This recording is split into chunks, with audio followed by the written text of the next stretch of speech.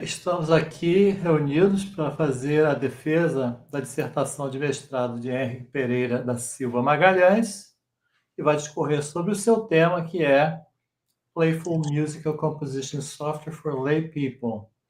Essa dissertação vai ser defendida em inglês. Existem pessoas que estão assistindo a apresentação aqui só falam inglês. Então, o Enrick vai discorrer sobre o seu tema em inglês.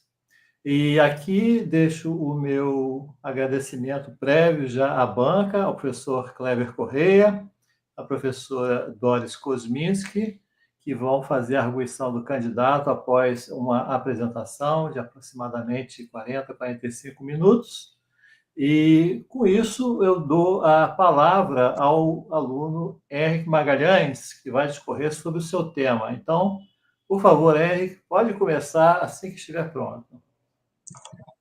Okay, are you all seeing the presentation? So, good afternoon, everyone. Thank you for attending my thesis defense.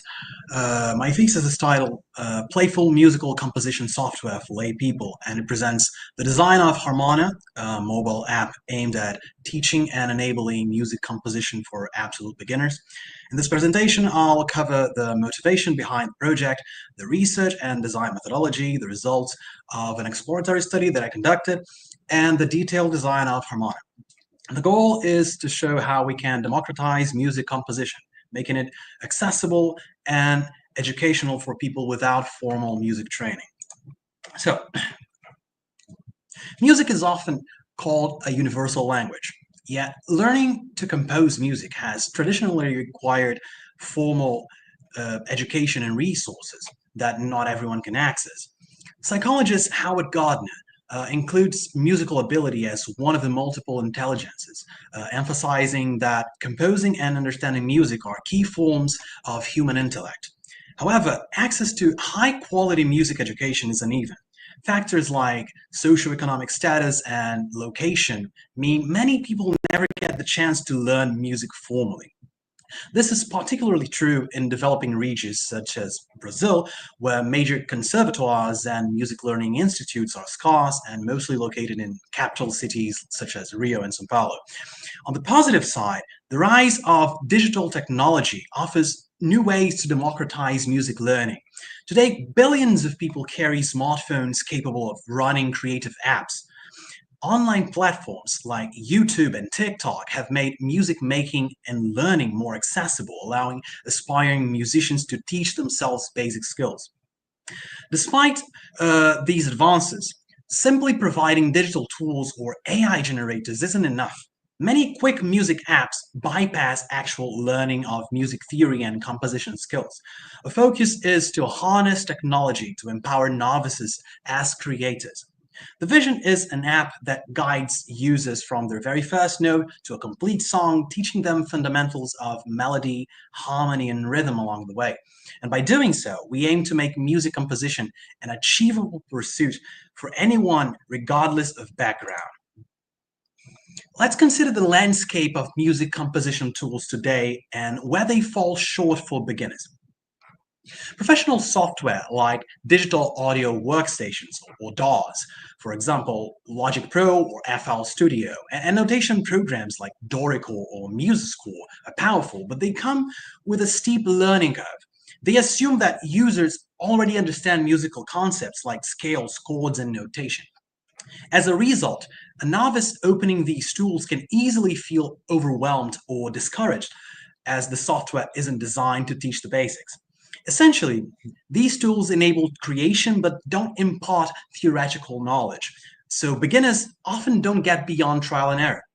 On another front, AI-powered music generators such as Ava, Sounddraw, or most notably Suno AI have emerged. They can produce melodies or accompaniments at the press of a button. And while impressive, these AI tools make the user more of a passive listener. The software kind of composes the music for you. The creative process and learning opportunity are lost because the underlying decisions are made by an algorithm with little transparency. Users get a quick result but don't properly learn why certain notes or chords or sections work well together. In short, the user's own musical growth is bypassed. And meanwhile, it's important to note how prevalent mobile technology has become. By 2022, about 6.6 billion people had smartphone subscriptions, and it's fair to say that this number has only grown even more.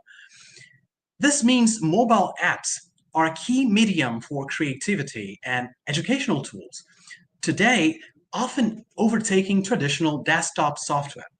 Yet, many mobile music apps either simplify to the point of being mere toys or still assume knowledge that novices lack. So we have a gap. We need a tool designed for mobile devices that doesn't just do things for the user, but rather works with the user. It should guide them step by step through making their own music, thereby teaching them in the process. So this is the core aim of my project. Given these gaps, the aim of my research and design project is this: to design a mobile application that can allow free music composition to absolute beginners in an engaging way. This application, which I've named Harmona, is envisioned to guide users from laying down their first rhythm or melody all the way to building a complete song structure. The idea is not to replace professional tools. I'm not trying to make another Logic Pro, for example, but to serve as a gateway for novices. A beginner should gain enough experience and confidence with Harmona that if they later choose to imitate it, they'll understand fundamental concepts like what chords are, how melodies fit into scales, how rhythm and tempo work, and etc. And to achieve this, Harmona's design leverages two main strategies: gamification and embedded music theory guidance. Gamification means we borrow ideas from game design, challenges, levels, storytelling to make learning music theory feel fun and rewarding. Prior research shows that making learning fun improves apps that add the usual superficial rewards that are often associated with gamification processes. Harmona tries to integrate game elements into the learning process itself. The second strategy is Harmona is designed to have built-in databases of musical patterns. For instance, common chord progressions, typical rhythms, and so on, drawn from popular songs and theory. When a user is composing, the app could use this knowledge to suggest possibilities in real time through mostly highlights that affect visibility of certain elements in the editable canvas. Suggestions are guideposts, not an autopilot. By combining these strategies, Harmona aims to provide an intuitive yet an educational composition experience.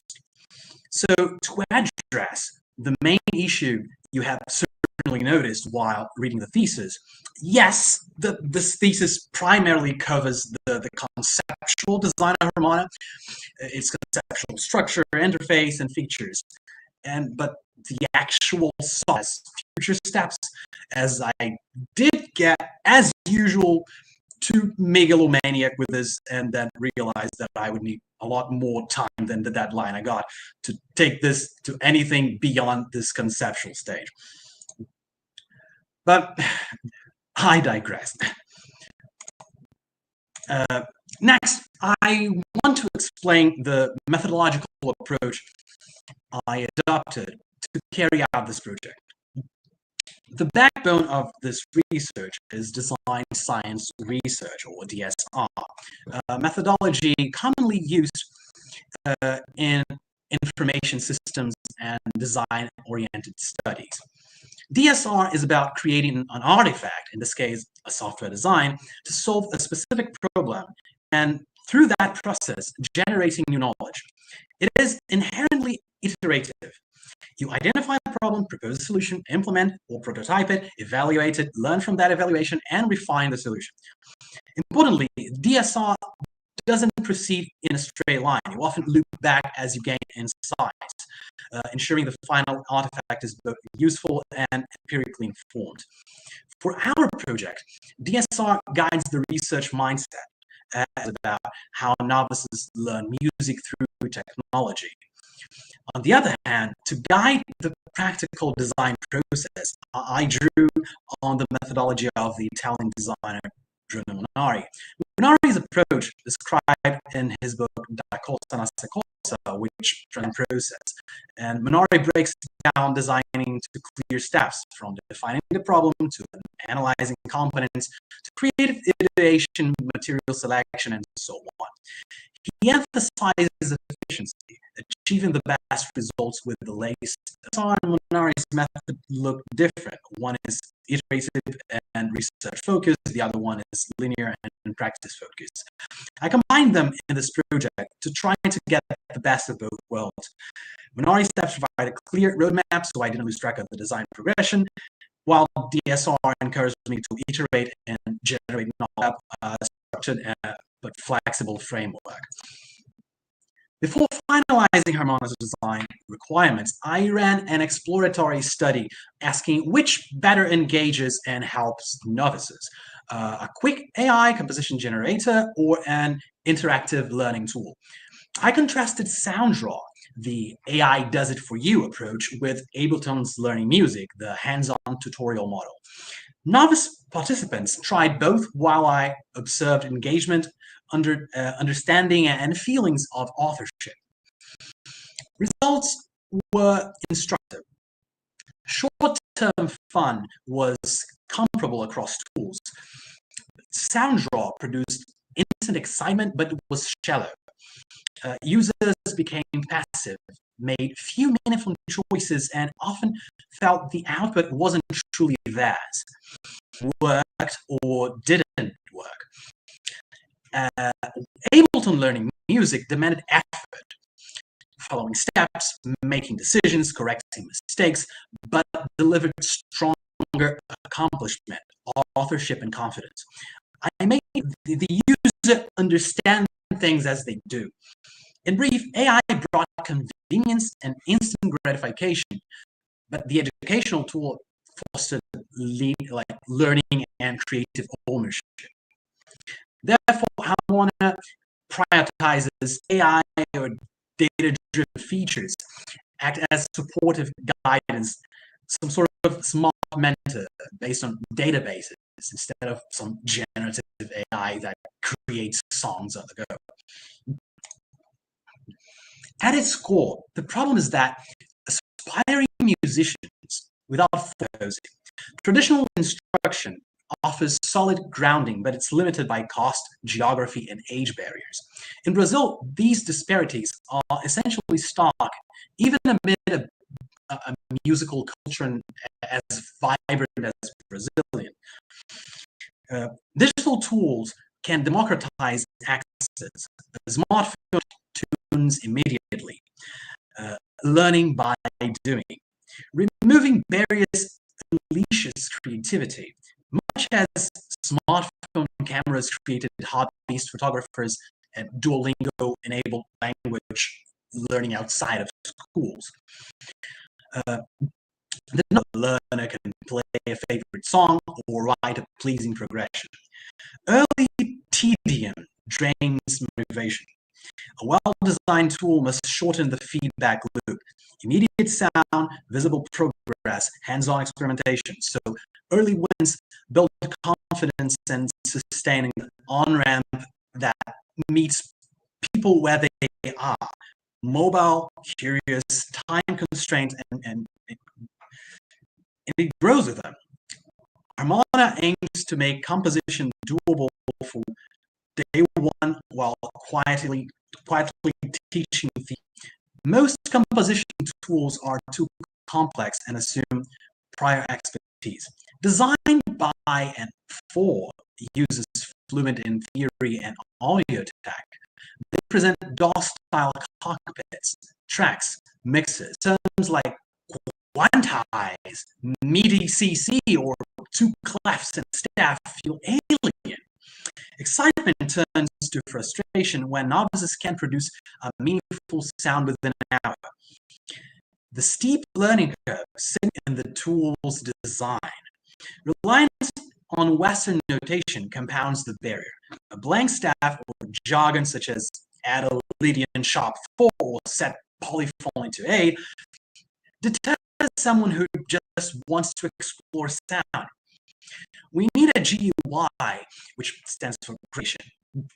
An interface a newcomer can grasp at a glance, enabling immediate experimentation.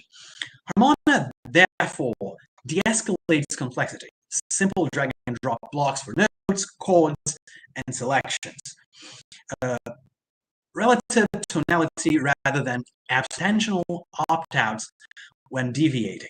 By meeting users at blank state, at 0, we replace a wall of complexity with an inviting path into composition. Key opportunities to solve the begin and mobile accessibility. Guided for simplest ideas first, then layers complexity with step-by-step prompts that prevent blank canvas paralysis and deliver early wins via structured, contextual, database-driven assistance can adapt to each learner. If progress stalls, Harmonia can suggest a scale-fit next note, highlighting likely next chords or hinting at common completions when you're doing like a chord progressions, acting like a mentor, but not an autopilot. Through clear goals, rapid feedback, and unlockable capabilities, turning practice into playful, mastery-oriented loop while avaiding shallow point chasing. Finally, mobile-first apps feel casual, are available anytime, and suit short, frequent sessions. They also meet users who own smartphones but not PCs, integrating music making into daily life. Together, these strategies let novices start composing immediately, learn by doing, and stay engaged as Harmonia gradually opens deep line. We want someone who doesn't know what a musical scale or chord is to be able to start making music and learning. We have applied some key strategies for inclusive design. We designed the app to offer a tutorial-like learning mode with a progressive sequence of evolving musical concepts and their respective unlockable input types and UI elements, so that when the user first opens the app and goes to learning mode, pretty much all of the functionalities and user interface elements are hidden, while progressions through the course unlocks new features over time, along every new session and challenge. We ditch traditional notation. We won't ask users to read standard sheet music. Instead, the interface uses its own form of a simplified piano roll and a grid-based representation. A piano roll, like you see in many musical axis, is pitch. It's much more intuitive. You put like a block in the grid and you hear a note at that time, and higher placement means higher pitch. It doesn't require knowing that, say, a quarter note can be represented by their positions related to the tonal center of the song. For instance, instead of showing a C major chord as notes on a staff with a signature, the app might just show a block labeled 1. If we're in the key of C, 1 means the chord built on the first scale degree, in that case, C major. This relative notation, like 1, 2, 5, conveys the harmonic function in a way that's easier to grasp because it's a C sharp diminished or F sharp minor 7th on the key. The app already handles that. Visual composition. We take inspiration from projects like Hyperscore, where users literally draw curves or shapes that represent, among others, show that even children with no training could create pleasing music by drawing lines or shaping blocks. that correspond to musical gestures, all without reading notation. So Harmona's design incorporates different but similar ideas. For example, in our case, instead of deliberate, cares about the note's attack beat, and the duration is automatically extended until the start of the next note. Rests in our design are also visual components instead of blank spaces. As a support to the idea of making the user care only about the initial hit of a note, rests occupy a separate additional row connection between two notes, for example. Since Harmona is a mobile app, it's designed for touch interaction from the ground up. This means that everything on the screen must be easy to tap, drag, swipe with fingers, and no tiny buttons or precise cursor work. We follow mobile UX best practices. For instance, Apple's guidelines recommend target sizes around 7 millimeters or 44 pixels for any tap target to be comfortable. Harmona's buttons like play, record, add note, and so on are chunky and spaced out, so you can't miss them even on a small phone display. Similarly, we consider that butt screen. Considering a horizontal view handled by both hands, the left thumb is able to reach the left button columns while the right thumb handles the right one. Research by Ghetto et al. Notes that a majority of users use the thumbs to navigate mobile apps. Even in apps that are like horizontal, such as most mobile games that are very huge in like mobile platforms, such as like Genshin Impact or Fortnite. We also harness intuitive gestures. For example, adding new elements to a song is always made through single taps on the timeline, while moving elements around is done by dragging. Complex edits for a particular section are accessible through long presses. By opening contextual pop-up menus and scrolling through the timeline is done through two-finger swiping, and pinching is used to zoom in and out of a view, like zooming on the piano roll to see more or fewer measures. Drag and drop chords, patterns, and selections are available to be moved or copied around. Tapping into the rest bar cuts the duration of the current note on that beat and erases notes that have their attack on that beat. We try to be cautious with preventing users from incorrectly use that feature. So these mimic common interactions users know from other apps, making the learning curve of the app itself easy and consistent. When you long press a musical element and don't release it, it lifts up with a little visual bounce to show you can drag it, some sort of affordance for moving stuff. The design motto is like made for mobile, not a shrunk down desktop app, meaning everything should feel natural on a phone. And accessibility also means that we should not view restrictions to those with high-end devices. As Ouyang highlights, meeting users on the devices they have is important for broad accessibility. So Harmona's technical plan is to be lightweight enough for typical mid-range Android phones and older iPhones. This influences choices like possibly using simplified audio synthesis to keep CPU load low and ensuring the app size is reasonable for typical storage. That means, for example, using lightweight vector art instead of large bitmap files. Short session friendly. Mobile usage is often in bursts, so you might compose a bit while commuting, pause when you arrive, and then resume later at home. So Harmona is designed to handle that stop-and-go workflow. Each lesson in learning modes should easily be completed under the 10 minutes time span, and the interface should auto-load the last view screen and tap from the last session. To drive engagement, Harmona uses carefully designed gamification. We executed game elements that boost learning participation.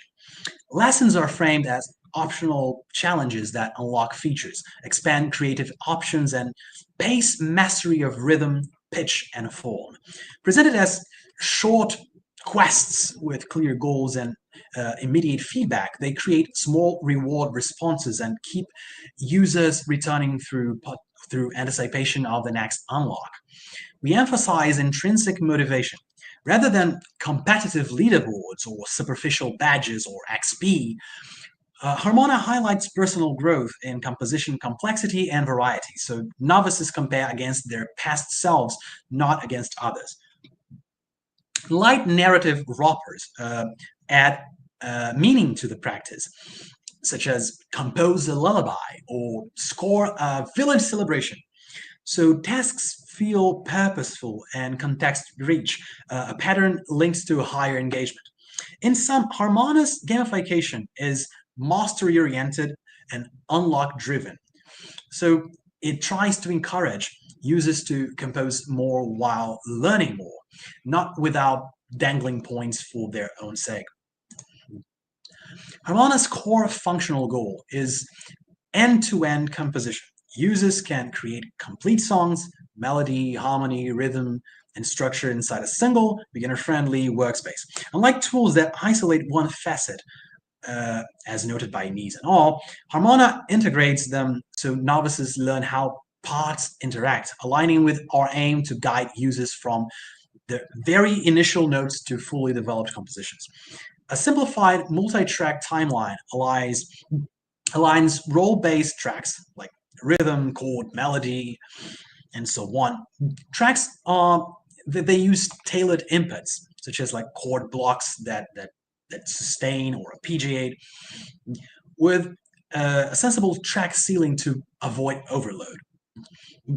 And real-time playback and low latency interaction provide immediate auditory feedback. Compact sound set like piano keyboard or guitar strum or bass and kick, snare, hi-hat, or synths and pads. They keep timbres distinct without complexity.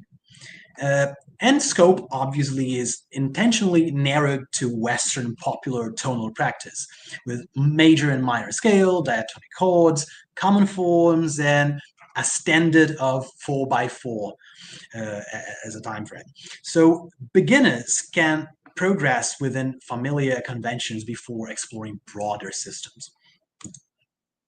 Harmona's Compose workspace uses a view selector by the right side of the timeline. Each view opens a focused editor with its own contextual panel. Beat edits single-pitch rhythms on a dot timeline. Its panel offers beat tap, recording, pads grid for duration and tuples, a beat library, swing, and humanization options. Pitch plots diatonic degree lines for melodic entry. Its panel provides a scale-aware virtual keyboard, a motive library with variation generation, and transpose or invert tools. Durations refines note lengths and horizontal bars, which quantize and tie, articulate, augment, diminish, and it lets you like edit the rests. Progression lays out a multi-bar chord with templates by genre, mood, and origin, a cadence generator, a harmonic rhythm slider, substitutions, and key transposition. Chords adds a chord lane, highlight chord tones, and supplies a numeral-based palette. Voicing, inversion, extensions, borrowed chords, circle of fifth modulation, audition, and a searchable database. Structure compresses the timeline to label, merge, split, template, and isolate sections. Dynamics overlays like a Bezier editable volume and tempo lanes via anchors and exit pins, plus the space for reverb and spatial options. And an all-encompass options panel toggles interface, audio, haptics, and instruments. A persistent global bar with a play, stop, tempo, undo, redo, help supports consistency as referenced by the heuristics of Nielsen. Immediate oral feedback links, action and sound strengthening learning through dual channels. Another functional requirement is making the app aware of musical context. key, scale, time signatures, and tempo to guide novices inside a coherent sound space. The user can set a key, which defaults to C major for convenience, and once set, the melody views highlights scale tones. It hides scale tones and gently de-emphasizes out of scale tones, turning the piano roll into an immediate visual lesson. The chord view prioritizes diatonic chords, such as in G major, we have like G, AM, BM, C, D, EM, and flat sharp. So it flags non-diatonic chords as borrowed and never forbids experimentation. Suggestions adapt to the key, proposing common resolutions, such as the common resolution of 5 to 1. And sections can carry independent key settings to accommodate modulations without burdening beginners. To scaffold creation, users may insert chord progression templates, such as a 12-bar blues, a pop, like 1-5-6-4, which is like the most obvious and in common chord progression there is, like jazz turnarounds, and etc. And then edit them with contextual annotations that link pattern and sound. The app defaults to 4x4, but allows simple alternatives as 3x4 or 6x8, and a flexible BPM control. Altogether, this context awareness ensures early results sound musical while quietly teaching concepts such as key center, relative modes, and cadence. So how do we get the users to see all of those? Like, how does the user see that, oh, I pressed a 1 and then I pressed 5. So, okay, after a 1 and a 5, there are some possible chords that are very much more obvious and more prevalent and more probable to come up. So how do we do that? We collected data to shape the design of the music compositional tool. Since we don't have a prototype, like a functional prototype, we're using this data to ensure the tool is accessible and engaging, but in a conceptual phase, unfortunately. First, we conducted a literature review that covers musical education, user interface design, and mobile learning platforms. Research by Simon and Kruagen in Portugal emphasizes the importance of intuitive, simple interfaces for beginners. These insights guide our decision to create a tool that won't overwhelm users with too many features or complex terminology. So we also looked at case studies of existing tools like Ableton's Learning Music and GarageBand, which have been successful in helping novices engage with musical composition. I noted that Ableton's Learning Music uses interactive lessons to gradually introduce users to music theory, building their confidence without overwhelming them. A big part of the tool's development involves the creation of databases for harmonic, melodic, and rhythmic patterns.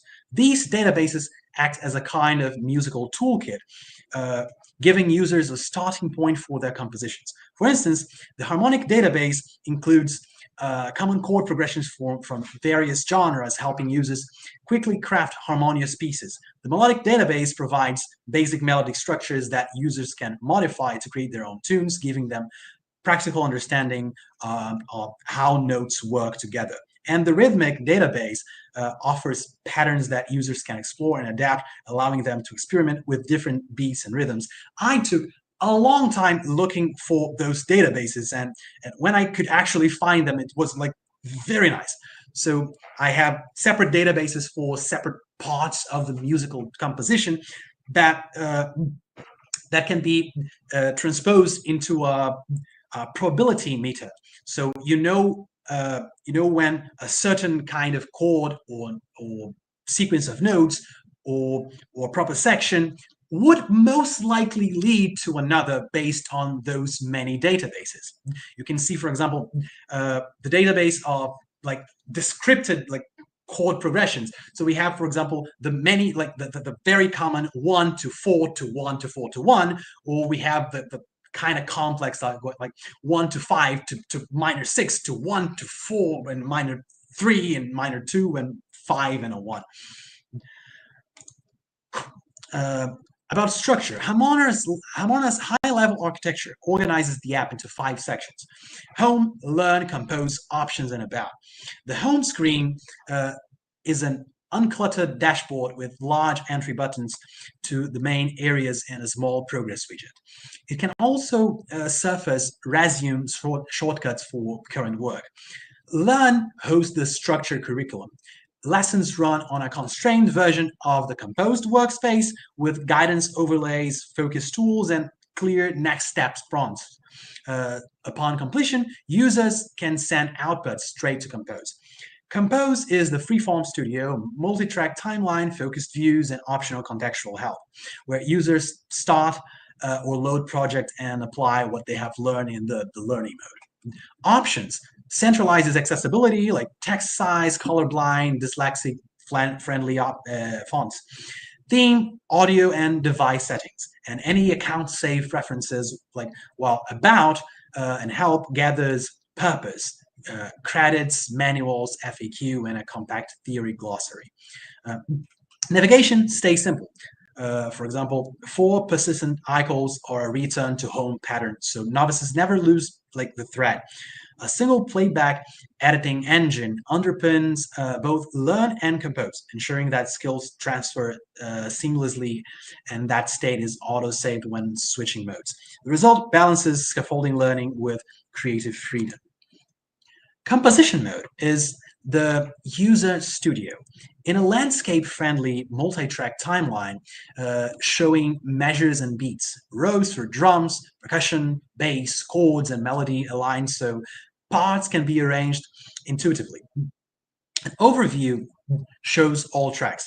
Detailed editing happens in focused views, such as rhythm, melody, duration, harmony, progression, structure, options, and mixer. Contextual panels expose track-appropriate tools. A persistent top bar keeps play and stop, metronome, tempo, undo, redo, and help consistent across views. Icons follow common affordances for clarity. First-time overlays provide gentle guidance, such as tap to add a chord, switch tabs to add melody, and context hints flag out-of-scale notes without blocking creativity by slowly highlighting the notes that you most likely want to add, even though you might not know that yourself. Section markers label verse, chorus, and mirror edits from the structured view on the main timeline. Playback and editing can occur in loops.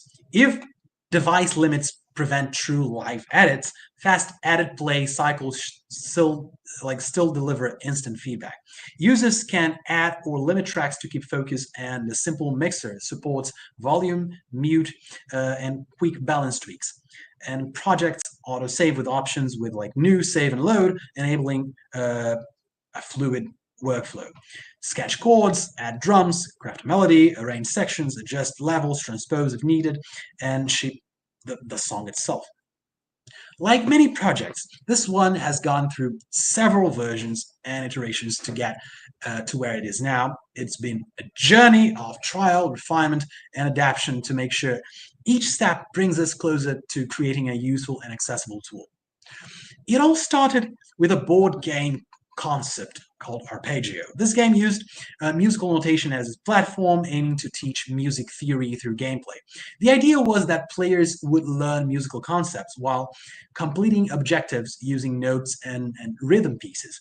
Each prototype of the game, like the ones from June and July 2019, helped shape the overall idea of combining music theory with a playful interactive experience. This early version of the project laid the groundwork for what would later become the current app idea. As the concept evolved, we moved from the board game to designing a digital tool. The first version of the app, which I called Scorala at the time, was sketched with strong focus on making the learning process as simple as possible. The goal was to offer a structured, step-by-step tutorial that introduced musical concepts in a way that wasn't overwhelming.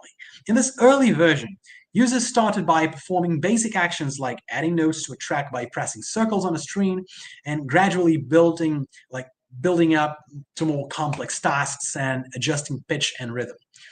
The design and usability were key considerations in these early stages. Since the target audience is primarily non-musicians, we needed to introduce musical ideas in a way that was accessible and easy to follow. The mobile-friendly design meant that users could engage with the app anywhere, and the touch-based interactions were designed to make things as intuitive as possible. Through these iterations, the project continued to grow to become the current version of Harmona's design. So here we have some iterations, for example. This is one of the first versions of Harmona. So we have some screens from that version. This focuses on the learning mode, for example, which is a part that unfortunately I couldn't properly develop in its full extent until like the deadline hit. But the app's design focuses on like simplicity and education. From the interface to the educational structure, the goal is to provide a smooth and engaging experience for users who are not familiar with anything music related. So, for example, on this screen, we have pretty much a blank canvas. We have one single button with a single giant circle and a single instruction. You press that, you tap that, and it creates a note. So if the user understands that, they actually understood one very simple but very important concept of music. The user created a note. So because the user created a note, he can do some other following things. So when he does that and he presses that, it goes through another screen which says that this is a note, which is the musical unit.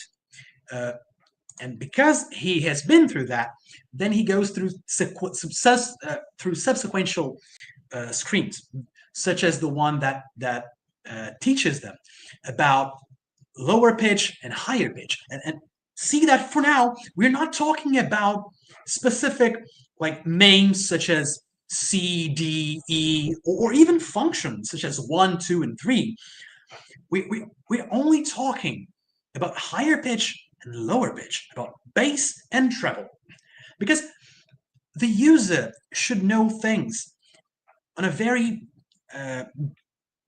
slow pace, because we cannot assume that people know anything about music. So the user keeps going through these screens, and on each new screen or each new level, new concepts are introduced, and the screen becomes more and more complex, and it unlocks newer and more complex and complicated and interesting options for the user. So it unlocks time, it unlocks duration, it unlocks chords and additional nodes, and it unlocks, for example, tonality. So when the user composes, the notes become a foundation for whatever that the software understands that the user is most likely going to do next. So it highlights the notes that the user is most likely going to press. On this version, for example, we have already a previous iteration for the chord progression system, which I eventually have used in the current version of Harmona, where you can clearly see that some options started to become more highlighted, and some options are very faded away because they are chords that you most likely are not you most likely don't want those chords in your song, or at least in this part of your song. So when you choose a chord, it highlights that chord and it adds that chord to the track. Eventually, I started iterating over what chords mean, what a tonal center looks like, how does it reflect the big musical capability of stability and tension and anything in between. How do we categorize them into like colors, into a proper color palette, or like how do we develop that concept visually? So in this stage of the iterative process, I focused on chord progressions and how they differ. What is a tonic? What is a subtonic? How is that viewed? So, okay, what about progressions? Okay, here are like some common chord progressions. How do I show them to the user? So by this stage, I started to develop concepts for how to properly make them visual, how to visualize common progressions, common chords, common sequences. Until eventually I got to the UI that, well, the current UI with my peach, like orange peach, like main color, and white for the text, and black for the highlights. We have here the main screen. We have here the loading screen. And here we start looking at the views. We have here the beat view, which is one of the first views that the user accesses. So it shows only time. The user doesn't have to know anything about pitch on this phase. In this view, the user only focuses on beats. So we have, for example, in the right side, we have some like added buttons. We have like adding new sections or reducing sections. We have a play that translates into like pause when you hit the play button, and we have a record button. When you hit the record button, you add a second button below, which is the area where you as a user tap into the screen.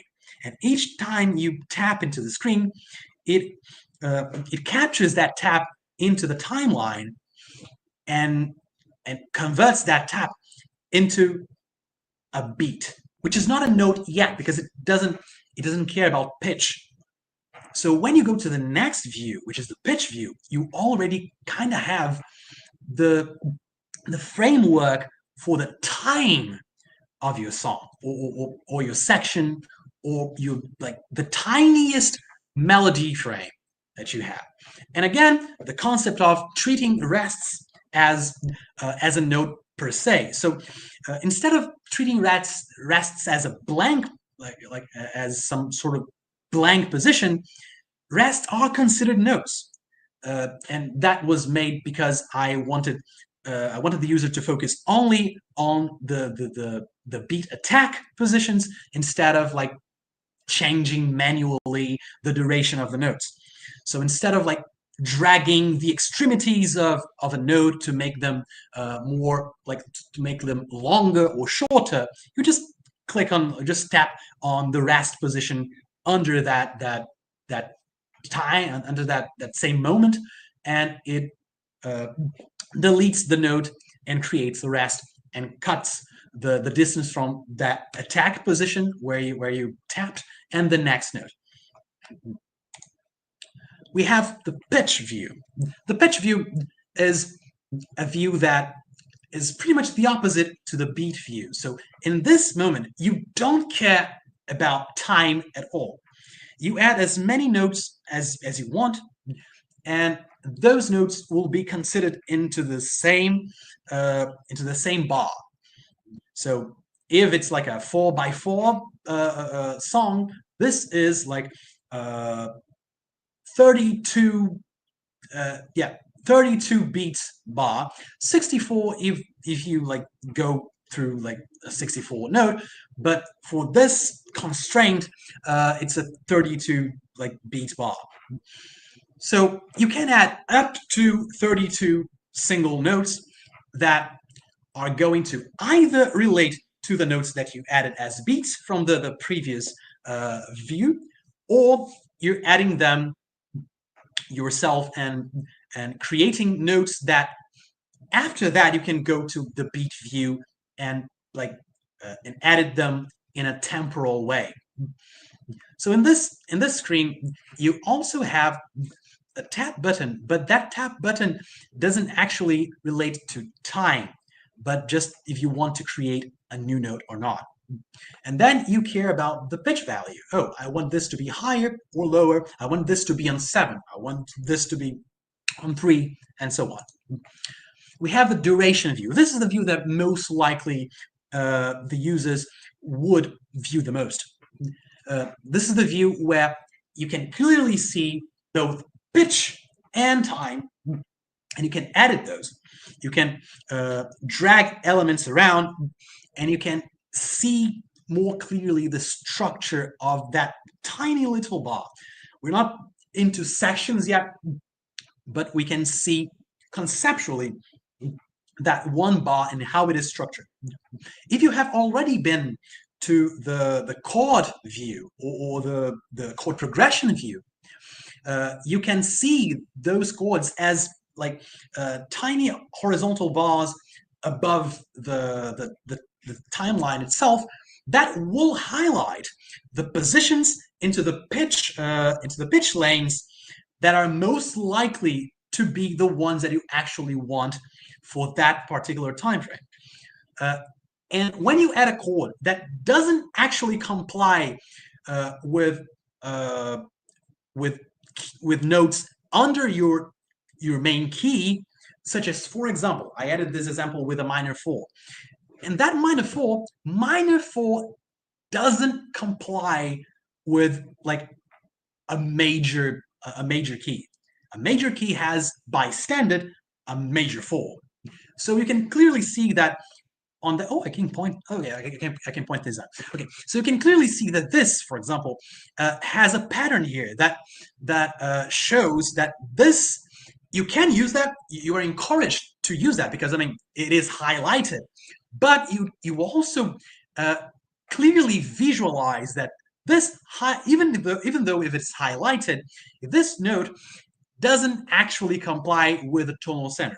So it encourages a deliberate decision. The user might not even use those suggestions, but they're there, and they might guide the user to like a more pleasant sound to their compositions. So we have, for example, here we have the 1, the 5, the 3, and a 1. If you know anything about music theory, 1, 5, 3, and 1 translates to the tonal center, the 1. And we have here, for example, in the minor 4, we have 1, we have flat 6, we have a 4, and we have a 1. So 1, 4, flat 6, and 1 translates to minor 4. So those are the lanes that you can use if you want to comply with that chord that you chose, and so on. We have then the progression view. How do you even add those chords, those tiny horizontal bars to your composition, to your musical bar? You have a progression view where chords are shown based on the relation to the tonal center that you chose, and when you add new chords into that progression, the odds of next chords to be put next change. So, for example, we see here that a lot of those chord options have a very low probability, and probability is shown by how high the probability bar reaches. So, for example, when you start, and remembering this song is by default a major like tonal center. So we have 1 like major as the key, and because of that, if you add a major 4 and a minor 6, the next most likely chord to come up is the major 5. This is why the major 5 is so high here. But you may not want to go for major 5. You can go for example, major 1.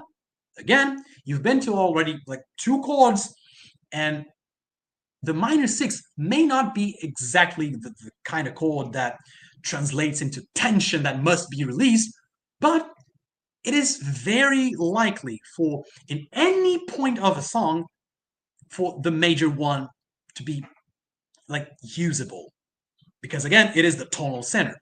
And after the major one, we have, for example, the major fourth, which goes like okay, I already have the major four here, then I have any other chord, so the third chord could likely also be the major fourth, which, if you have already done major fourth minor sixth and add a major fourth, then most likely the app will think that you also want to go for major sixth and create that that enclosed repetition of 4, 6, 4, and 6 until you change chord progression. When you tap and when you press, when you long press on a chord, it'll add the variations. In most cases, the users won't even need to know anything about that, so he can just like drag those chords into the timeline itself. But for more advanced users that have been through like the respective levels in the learning mode and like the lessons in the learning mode, they can already know the intricacies of chords. So they know that, oh, like a 5 is good, but you know what would be better than just a plain 5? A 5/6 with a sustained 4 and adding a 6. So the thing here is offering possibilities.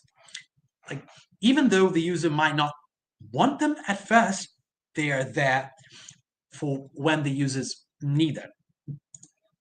We have, for example, the chord view. So, okay, you already chose the chord progression for your bar, and okay, what do I do with those chords? I have a timeline, and you can notice that this is fairly similar to, for example, the duration view, which is this. So what's the major difference? The major difference is that it highlights the voicings of a chord, because we have the concept of a chord, which is like, okay, if I have that chord here and that chord there, it plays like a smooth general chord, but not individual notes from that chord. But if you want to add notes from that chord into the timeline, and remembering the timeline as a standard only allows you to make a linear sequence. That means that you cannot add multiple notes like vertically, because that would break the whole like interaction with like adding notes and dragging and adding rests. Then in this view exclusively, you add a separate category of notes, which are the voicings for a chord. So for example, the users can choose that in the one, they won't have any voicing. They will rely only on the melody, mostly because in this case, the melody kind of already covers the one. It has a blank state, a rest first, but then it goes to 5, and then it goes to 3 and a 4, just to have some sort of variety. But soon after that, you have, for example, a single note on a 4, and for that, the user might want to add a broader range of sounds, so he adds an additional chorus in a way. So he adds specific notes from that chord, creating a voicing. And after that, he does the same for the flat 7. In the section view, you have a zoomed out view where you can see like a broader version of your song. You can select some sections, and when you select a section, you can tag that section. So, for example, you write, for example, a dun dun dun dun dun, and you know that you're most likely are going to use that same dun dun dun dun dun again and again in your song. That might be, for example, a motif. And then you choose a tag for that. Tags can come in icons, can come as names, can come as as letters, and it keeps going. The thing is that when you tag that section can be replicated, and that's the thing about replicating sections. When you replicate a section, you can replicate them as they are with no additions to that, or you can like add new stuff or remove stuff or alter that section without unmaking the section. It is still that same section, but altered. And that brings a lot of flexibility, because in many songs, you know that we have a section A, section B, and you return to section A. But the new section A isn't exactly like a copy-pasted version of that first section A. So I wanted to give that feeling to users that it's not because you're on the same section that it has to be precisely the same. For example, if we keep going with that dun dun dun dun dun, maybe in the next section you go from like dun dun dun dun dun dun, and then you want to go back to dun dun dun dun dun, but it's so like boring to just reutilize sections as they are. So instead of go from dun dun dun dun dun, it is different. But you know that this section is kind of like referencing that other section from before. So for example, here we can see that there are sections that are pretty much like copy-pasted here, like the purple one, or the green one, or the red one. Inclusively, like we can see that here we have, for example, a view for the melody, which are like full notes, filled notes, and we have the voicings from chords, which are the notes that are only outlined. We have, for example, this cyan section here. We have, for example, this section, and here we have a modified version of that section. What happened here? We have, for example, the first three notes are exactly the same, but then the user chose to remix that, to add something other than what was already there. In this case, the user chose to reduce the fourth note and to add a little line, like to better guide that melody into the following section. The user doesn't have to label all of their sections. For example, we have here this unlabeled section, this unlabeled section. But in this case, you can clearly see that, and it's detailed that the user is using the same section here, but it is changing some things. What did it change? Here, right on the side of the icon for the tag, you can see that it differs melodically in two notes, and it differs in rhythm in one note. In this case, for example, the melody doesn't look like the same, but structurally it is the same. So you can see that there's no tapping icon, no beat icon here showing a difference in beat, but it shows that there's a difference in flipping. So in this particular case, it uses that orange section here, but flips upside down. So higher pitch becomes lower pitch, and it flips around. But contextually, it is kind of the same. It is an answer for that particular section.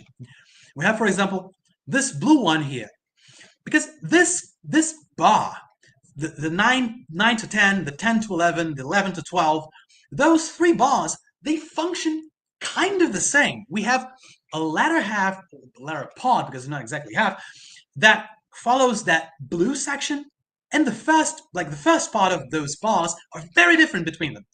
So the user chose to add a section here, a section here, and a section here, but the other parts of those three bars are the same blue bar with subtle differences. So we have here the blue bar as it is, and here we have the blue bar, but everything is dragged down by 4, it differs in harmony in two notes, or 2 chords in that sense, and it differs in 1 melody or melodical note, and it differs in 3 beats. And in this case, it doesn't differ in beat, it doesn't differ in melody, it doesn't differ in chords. In every place that has a chord, there is a chord. Every place that has a single note or a melodic note, there is a melodic note. The only difference here is that everything is dragged down by 4. So this is intended to make sections be more reutilizable and more varied, even though in this limited scope. So unfortunately, I haven't properly developed the artifact itself, the software, because I am a megalomaniac and I underestimated the scope of this. But I don't say 80% proud of what I've done, and that is it.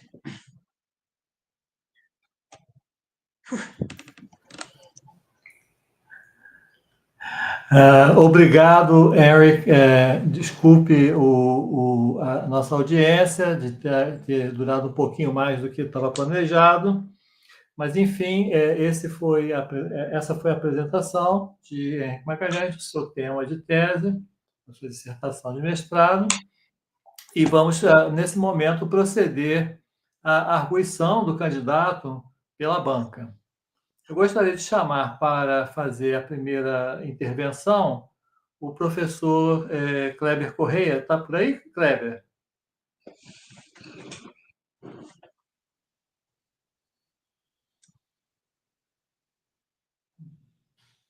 Alô, Cleber? Cleber deve ter tido um probleminha. Então, vamos aproveitar então, para a gente trocar a ordem de arguição. Vou chamar, então, a professora Doris para fazer a primeira parte da arguição. Por favor, Doris, obrigado outra vez pela participação na banca. Obrigada pelo convite, professor Claudio. Obrigada, Enrick.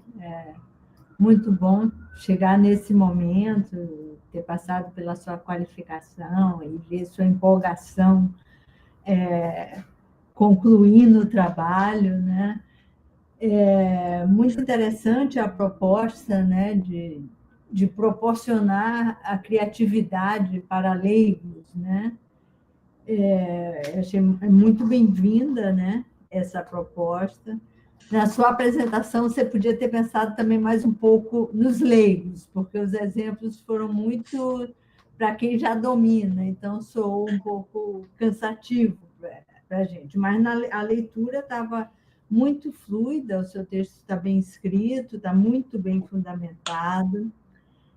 Eu vou fazer algumas colocações que eu acho um pouco mais do que sugestões, mas são pequenos acréscimos para melhorar o seu trabalho, né? E uma pergunta, né? Como observação geral, eu acho que, como você organizou em muitos capítulos, muitos subcapítulos, então o trabalho fica um pouco fragmentado. É difícil a gente se entregar à leitura com tanta fragmentação. Então, para o seu doutorado, eu sugiro que você faça algo assim, busque ser sucinto e fragmentar menos, né? Para a leitura ser mais fluida, né? Em termos de observações assim, que são importantes, as suas citações, talvez por conta do início do seu trabalho e a finalização, elas estão todas em maiúsculas no texto. E a nova regra da ABNT, que é 2023, não é assim. Então, isso não sei se você fez utilizando alguma plataforma, um Zotero, alguma coisa assim. Se você fez, vai ser muito fácil de alterar, né? Se não fez assim, você vai ter que fazer de qualquer forma. Então, você vai ter que voltar aí de um em um e rever essa citação, mas não é nada demais, né? É uma coisa simples, não requer muitos esforços, né? Eu tenho uma pergunta. Você falou aqui na página 108 que a ideia, que eu achei louvável, né, era não ter compartilhamento para não gerar ansiedade nas pessoas. Eu achei louvável essa preocupação, tal, mas eu fico na dúvida, né? Será que as pessoas já não estão tão voltadas para compartilhar tudo o que acontece, que isso não vai limitar um pouco? Eu gostaria que você comentasse assim rapidamente, mas depois, deixa eu concluir aqui, aí você comenta isso junto com as outras coisas que eu vou falar, né? Então, você até sugeriu a gente começar a prestar mais atenção mais adiante, e realmente, a partir do capítulo 11, com o Design Requirements, você tem colocações prescritivas, né? O que eu achei muito legal, né? Visando um outro trabalho, ou alguém que vá pesquisar nisso, seria esse material como ponto de partida, né? No capítulo 12, 12.10, que você vem no Best Practice, você vem com a numeração de 1 a 8. Essa numeração confunde, porque você já tem item 12, 12.10, e aí vem com 1 a 8. Sei lá, bote pontinhos, bote qualquer coisa assim, nesse sentido, né? O que eu acho realmente assim, importante, além da questão da ABNT, o que fez falta, no final da introdução, você fazer uma apresentação do conteúdo. Você tem que dizer o que a pessoa vai encontrar ali, dali para frente, de uma forma resumida, entendeu?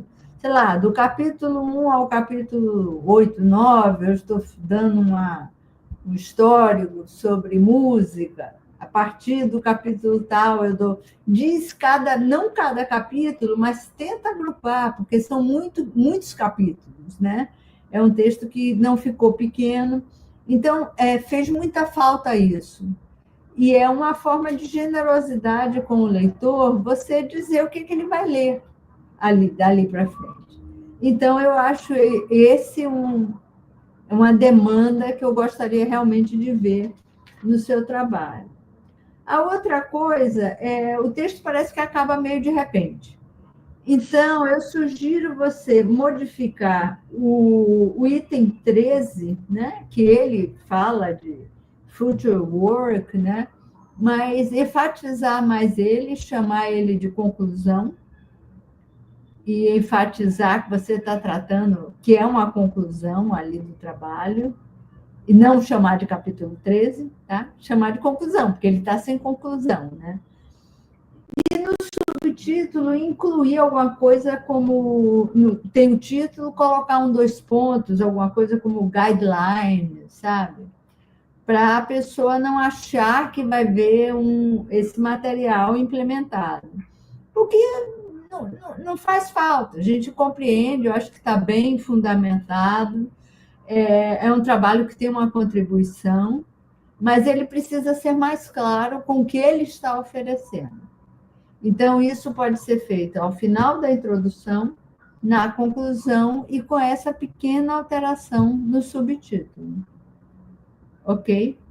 É isso aí. Então, aí eu queria ouvir você comentar rapidamente sobre essa questão da não possibilidade de compartilhamento no dashboard, que foi uma coisa assim, que me surpreendeu. Uma das principais coisas que eu tentei ir contra foram 2. Uma era ir contra a tendência global atual de usar inteligência artificial, de que tudo agora é basicamente ou você usa inteligência artificial ou você não está fazendo direito. Eu não estou negando a tecnologia, eu não estou negando o uso de bancos de dados, por exemplo, mas eu acabo sendo bastante contrário a simplesmente você substituir o fator humano na inteligência artificial. E a segunda coisa que eu estava querendo bater um pouco no pé é em vamos usar gamificação direito, sabe? Porque gamificação é um campo tão maravilhoso para você fazer. Porque eu estudo jogos já há bastante tempo, assim, e o jogo, assim como vários teóricos acabam dizendo isso, assim, o jogo não é nada mais, nada menos do que uma ferramenta de manutenção e criação de motivação. Então, usar processos de gamificação é muito poderoso. Quando você joga Super Mario, você, teoricamente, não está aprendendo nada útil, mas à medida que você vai jogando Super Mario, você vai ficando muito bom em pular a plataforma. Então, o processo de uso de gamificação, ele tem esse poder e, infelizmente, as pessoas, principalmente quem não estuda gamificação ou não entende gamificação, substitui gamificação pelos aspectos mais vazios e mais superficiais e fáceis, para ser sincero, de gamificação. Por exemplo, XP, nível, aquelas pontuaçõezinhas, compartilhar com um amigo, botar esse tipo streak, que é quando você está 2 semanas usando esse aplicativo todo dia. Meu senhor, que infernal. Tipo, eu tento trazer um design humano, sabe? Um design que não tenta usar o usuário como um tipo de motor para uma retenção, assim, não, eu preciso que esse usuário esteja aqui no meu aplicativo usando todo dia. Para quê? Eu entendo o processo de gamificação como um processo de exponenciação da vontade do usuário. Se o usuário está se sentindo verdadeiramente interessado em usar o aplicativo, ele vai usar o aplicativo. Eu sinto que esses fatores do tipo, não, você usou o aplicativo por mais tempo do que o seu amiguinho, aí vamos botar um leaderboard com o número de progressões de acorde que o usuário está tendo, e aí você não só usou nessa tua música, usou 19 progressões de acorde, mas, porra, teu amigo aqui, ele usou 22. Eu acho isso uma palhaçada. Eu acho que é fútil, é banal, e eu sei o motivo de que essas coisas são utilizadas. É capitalismo, é você ter um meio de retenção de usuário, principalmente em ferramentas que são comerciais e que tem algum tipo de inscrição, onde você paga por algum meio. E aí, obviamente, essas empresas querem que os usuários se mantenham lá rendendo. Existe um motivo, só que esse não é um motivo que eu acho válido para a ferramenta, ainda mais a ferramenta que se propõe a ser de amplo acesso, a ser tipo, educativa nesse sentido, a ser uma ferramenta que não tem um fator comercial envolvido. Então, é mais ou menos isso. Eu sei que eu me delongo bastante falando, mas o principal processo é esse. Bacana, obrigada. E anotou essas outras coisas, minhas solicitações? Sei, mas eu espero também que isso também tenha uma notinha assim no texto, caso exista. Tá. Bom, parabéns aqui, parabéns ao professor Claudio, chegarmos nesse momento e aqui concluo minha participação. Boa tarde, tudo bem? Oi, então vou passar a palavra aqui para o professor Cleber para fazer Teve um probleminha técnico aqui, mas agora vai poder fazer a sua arguição do candidato. Então, com você, Cleber. Obrigado. Primeiro, queria agradecer aqui ao Enrick, ao professor Claudio, à professora Doris aí fazer parte da banca.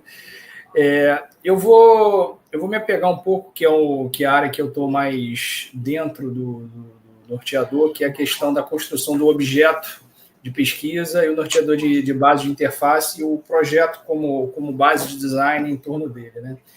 Eu queria só fazer duas colocações importantes. Achei a sua apresentação bem interessante dentro do quesito de construção do objeto. Acho que o detalhamento seu, tanto da questão da pesquisa, quanto também da questão de como ele foi elaborado, pensando numa estrutura muito bem que eu acho que tem uma questão muito complexa aí em cima, que é você tentar construir um objeto a partir do olhar da música. Então, você consegue levantar fatores que eu achei interessantes para você trazer uma boa estrutura, né, para o objeto.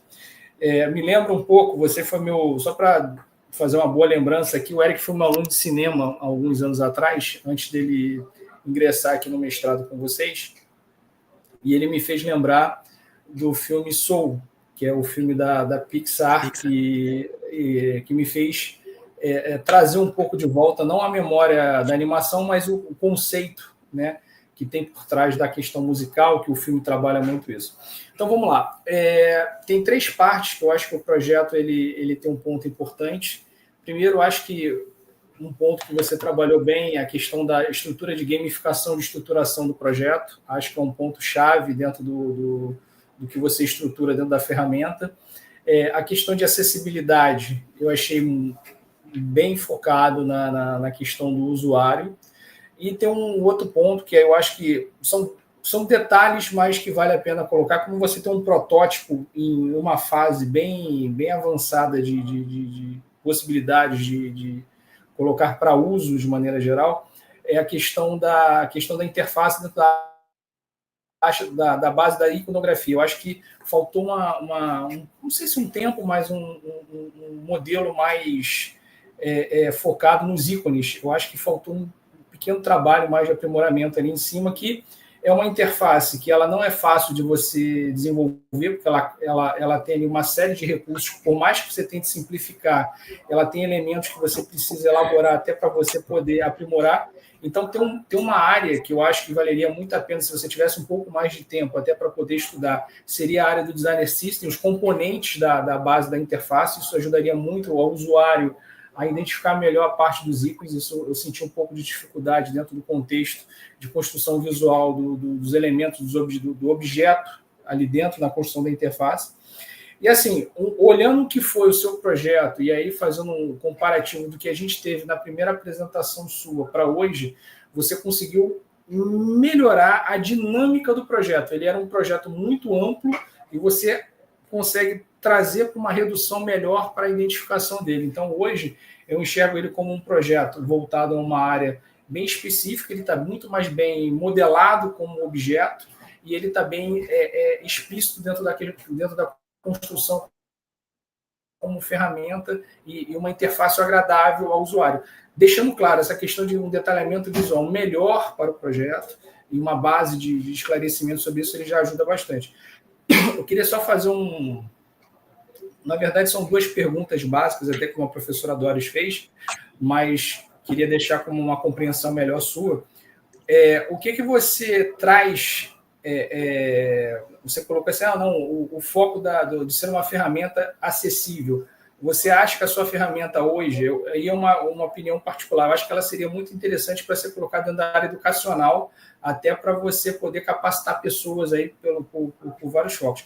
Acho que teria um potencial grande nisso, e perguntar se você tem essa possibilidade de trazer isso para um foco aberto à educação, se fosse uma possibilidade. E um outro ponto importante eu ia te pedir para depois, se você puder, dar uma revisada no seu projeto. Ele tem uns detalhes de ABNT que se fugiram um pouquinho, precisa se passar por uma revisão de ABNT para poder você fazer a sua versão final do projeto. Tá ok? E só um detalhe, eu pensaria também numa questão do título, como a professora Doris colocou também. Acho que seria interessante uma verificação junto com o seu orientador Claudio para ver se não seria melhor um ajuste, até porque é um objeto muito bem detalhado, mas ele tem um foco específico de uso aí. Então, sobre ele se enquadrar como um projeto educativo, esse é bem assim o objetivo. Eu não vejo esse software como projeto comercial, assim. Mesmo que eu tivesse a possibilidade de desenvolver esse software funcional e dentro de plataformas, esse é um projeto de pesquisa, é um projeto que me levou, assim, de alguns anos de estudo em gamificação, em processos de visualização de dados musicais, de transposição de vários conceitos que são bastante complexos para um espaço que é muito, muito pequeno, muito limitado. Eu sinto que os maiores constraints assim, que eu tive nesse design é de nossa, eu só consigo ter isso aqui de tela, sabe? Eu não posso fazer uma trocentarada de ícones, de menus, de submenus, de abas. Então, é sobre pensar em vistas, e as vistas separam as ferramentas que você pode usar, nos botões que estão em cada vista, nos inputs que você pode fazer em cada vista, e como que você consegue fazer isso de uma forma em que o usuário não se sinta intimidado, em que o usuário... Porque, apesar de ele ter um intuito educativo, ele é, antes de tudo, ele é primariamente uma ferramenta de composição, assim, onde você supostamente você poderia simplesmente só usar a parte de composição, nunca nem tocar no modo de aprendizado. Você só usa a parte de composição porque, em termos de design, eu tento deixar esse modo de composição, esse layout, de uma forma que seja intuitiva, de uma forma que seja, mesmo que você não queira aprender nada, é cômodo. É cômodo de você usar ele, mesmo sendo no celular, porque ele traz várias coisinhas que você não tem. Não tem em nenhum software, inclusive softwares profissionais, assim. De você pensar, cara, eu tenho essa sessão aqui. Por que eu não pego essa sessão que eu já sei que eu vou repetir? E você usa a sessão, você copia, põe a sessão em outro lugar, e quando você mudar, ele não muda completamente. Ele entende que aquela é aquela sessão, só que você mudou. E o que mudou? Ele também deixa evidente. Eu mudei o quê? Eu botei tudo, tipo, a sessão inteira eu botei para baixo? Ok, então vai sinalizar que é aquela sessão, e ele vai popar um ícone de que direção baixo e o número de casas, o número de posições, o número de pitch. Pitch é o quê? Timbre? Número não, pitch não é timbre. Pitch é... O ruim é que eu tô pensando em inglês, não consigo... De toda forma, o número dessas casas musicais que você mudou, a diferença. Então você vê essas coisinhas que são tão simples que esse software... Deixa eu até fazer não é te cortando, Enrick, só fazer um comentário rápido. Você deve ter conhecido aqui o Ayrton Bahia, que é o professor aqui do curso de produção fonográfica. Enquanto a gente estava conversando, a gente conversou esses dias sobre o teu projeto informalmente. É óbvio que eu não poderia passar a ideia, só para os professores que estão aqui. O Ayrton Bahia, ele foi presidente da Odeon Brasil e ele foi o cara que fez a produção dos discos do Legião Urbana, tá? Ele fez a produção dos 4 discos do Legião. Ele é professor aqui da instituição e coordenador, colega meu aqui também da instituição. Eu apresentei a ideia do aplicativo, ele achou sensacional a ideia da produção. Era esse comentário que eu ia fazer quando você falou da estrutura do aplicativo, como ferramenta. Por isso que eu falo, é um elo super importante. Quando eu apresentei a ideia para ele, ele achou assim, cara, que processo interessante em relação ao projeto. Porque acho que esse é o chamariz, né? Esse é o ponto de diferenciação. Porque existem trocentos softwares de composição musical. Assim como também existem trocentos aplicativos de aprendizado musical. Isso existe. Isso é fácil de encontrar. O que não existe é um aplicativo de aprendizado de composição musical. Porque o aprendizado ferramentas de aprendizado musical, eles estão te ensinando teoria musical, estão te ensinando, ou então prática instrumental, ou aprenda violão, aprenda guitarra, aprenda piano, aprenda, teoria. Mas a questão é que isso não te ensina a compor. Isso te ensina talvez a ler música, a você entender alguns conceitos, mas o ato de compor é muito difícil. É muito difícil de você trazer uma plataforma que consiga integrar esses dois aspectos. Assim, de te permitir experimentar e aprender, mas focada em composição musical. É o cerne do meu projeto, é o que difere ele. E sim, essa é uma questão de educação. Bem ou mal é. Se eu tivesse a capacidade sei lá, de TI, de conseguir codar isso daí, fazer isso ser um produto, ou se eu conseguisse, sei lá, um programador que fosse ter essa parceria para fazer isso como um projeto real, ele se enquadra completamente em um projeto um projeto eles chamam de jogos sérios, caso o ruim é que não é um jogo em si, é uma ferramenta gamificada, e tem toda essa discussão do que é um jogo, o que não é um jogo, o que é uma ferramenta gamificada, o que é um jogo sério. Ele é uma ferramenta gamificada que está dentro da categoria de objetos sérios, objetos que são geralmente voltados a treinamento, educação. Então é isso.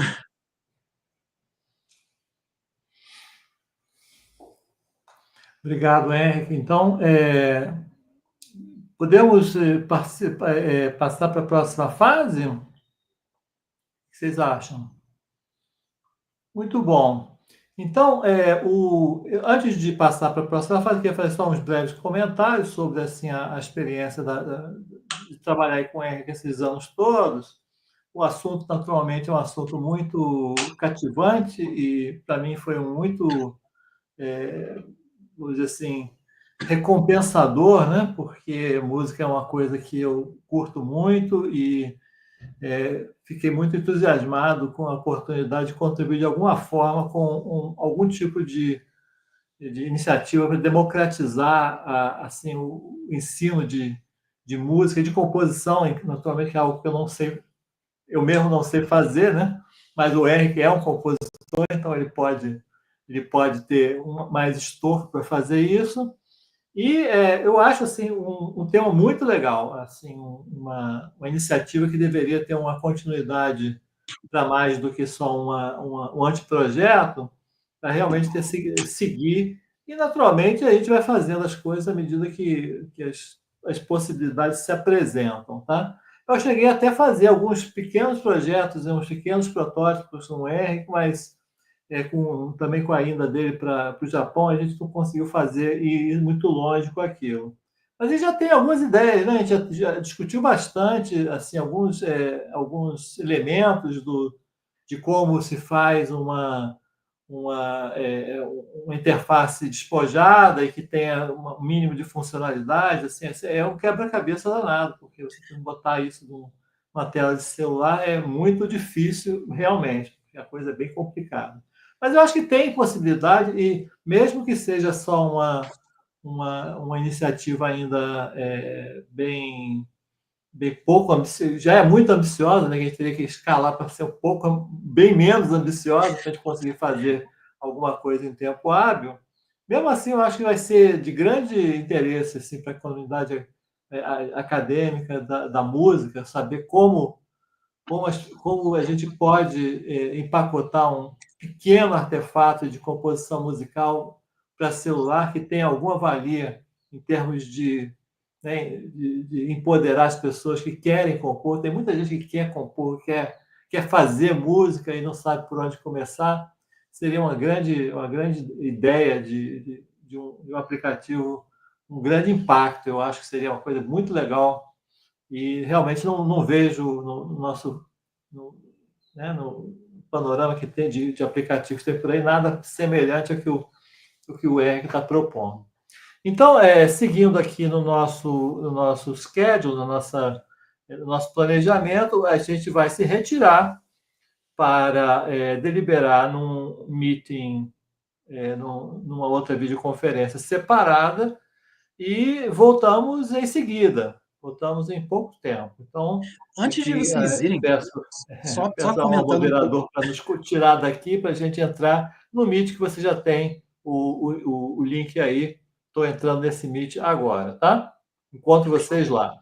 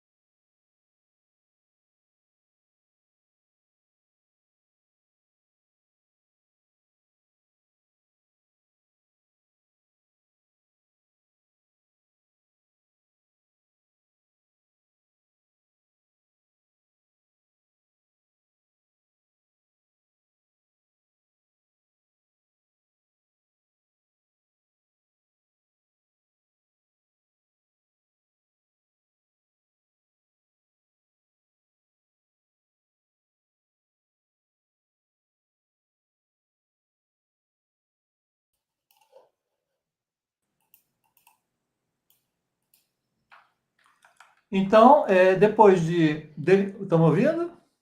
Uhum.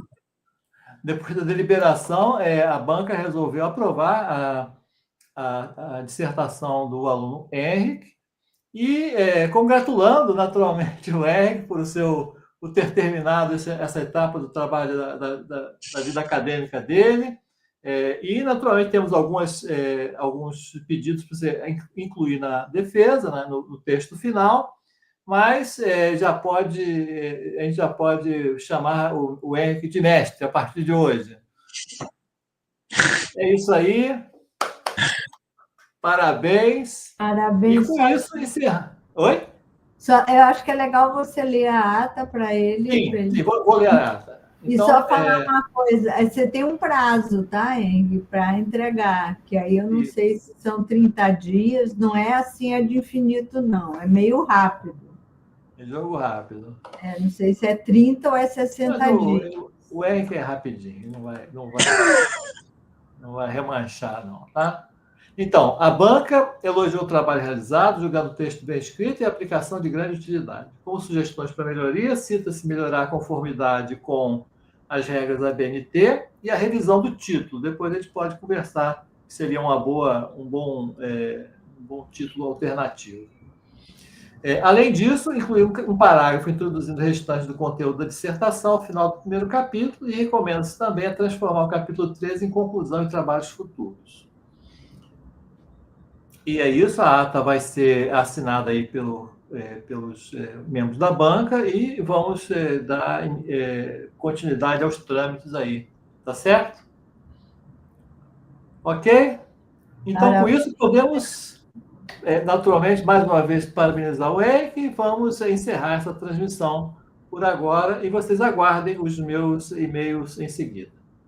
Tá, joia. Então, novamente, parabéns e a gente volta a conversar aí, tá? Tchau, gente. Obrigado, uma boa tarde. Agradeço. Parabéns, Enrick.